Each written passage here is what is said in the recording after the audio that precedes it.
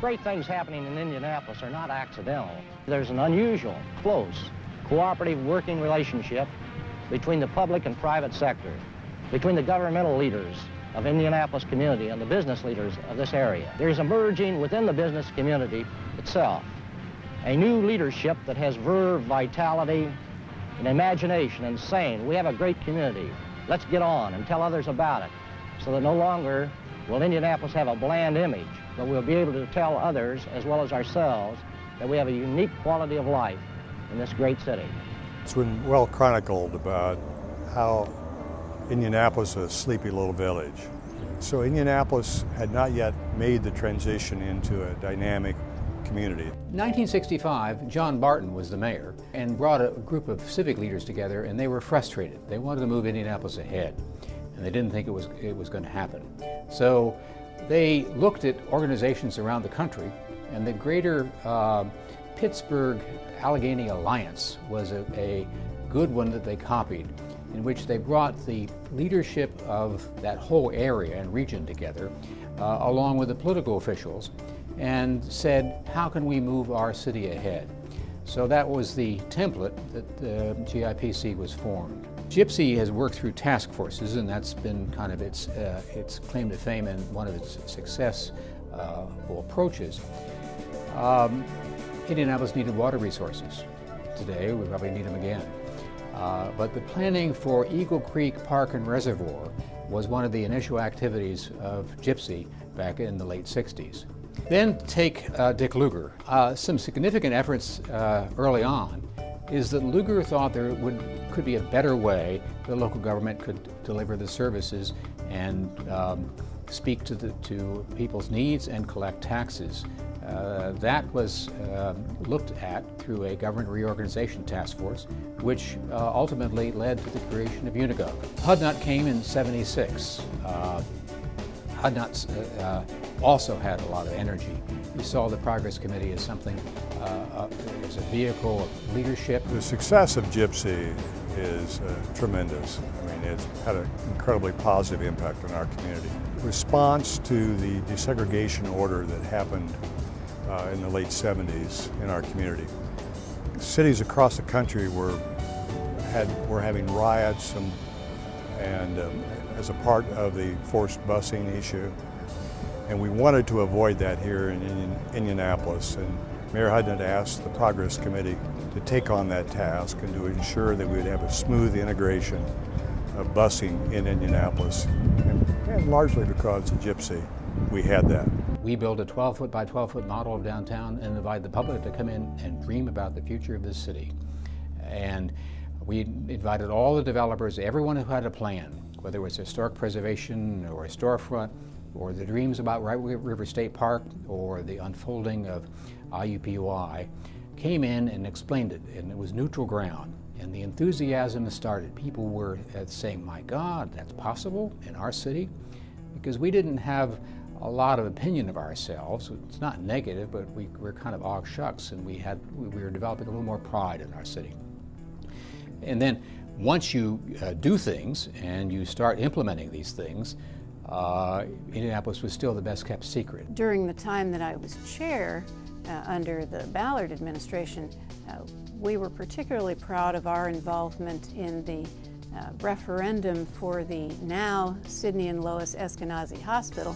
We were the first organization to stand up and say, we think it is so important to build a new hospital for people in need in this community, and so we asked all our members to advocate within their own organizations and their own networks, and we played a fairly important role in that. You know, GIPC is special because it is a convener. It has changed a lot. In the early years, it was really about bricks and mortar. So it was behind the convention center and a number of other brick and mortar projects.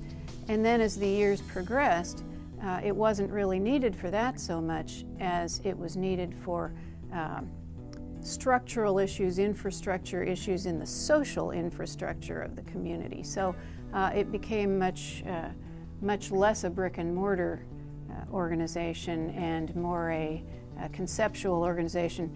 Mayor Peterson, during the campaign, said that during the first month of January in 2000 that we would create a summit to just speak to diversity and our community and the citizens, and there became this luncheon on diversity. And now, still being celebrated each year, the mayor's celebration of diversity, that probably a couple of thousand people come. It's tremendous. But I attribute a lot of our success for not having some of the racial problems that other communities have had, because we have this race relations leadership network that meets monthly. You don't see sort of the animosity and the back and forth. In Indianapolis, I attribute a part of that to this race relations network and GIPC continuing. There was a great need for us to be such one community, and we display that Hoosier hospitality, or Indianapolis hospitality. Last 7 years, 7.5 years, has been a great administration. We've done some challenging things in this city.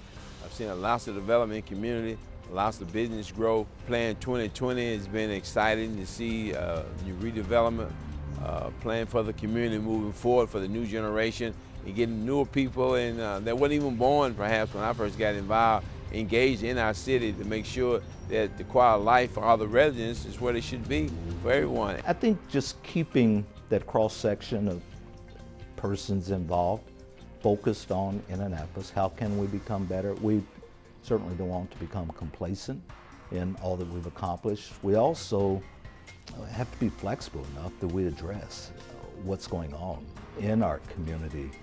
Most cities in the country have tried to emulate Indianapolis and what went on here in the 1970s and 80s. But the success doesn't come close to what got accomplished here in Indianapolis, because the entire community got involved through GIPC in dialoguing about problems, seeking solutions, and then having those solutions implemented. And there are just political forces that cause that not to be possible in other cities. I think GIPC, like all organizations, must continue to evolve in order to be relevant. It has over these 50 years, and I suspect it will continue to. And certainly, I think those involved in it are committed to see that that happens. No, I just think Indianapolis is a very blessed city to have an organization like Greater Indianapolis Progress Committee. Men and women willing to come to the table, spend their time, and roll their sleeves up and volunteer their knowledge and sometimes their resources to make this a better place. Now, it's 50 years. I think the spirit of coming together in a nonpartisan way of saying Indianapolis is important. We have to invest in our future if we want one. We're going to put our energy and our money and our resources to bear to move this city ahead. And I think the 50 years of the Progress Committee has been involved in helping to steward that partnership along, can be proud of itself, and there's a lot of success out there. Doesn't mean that the job's done. There's more to do.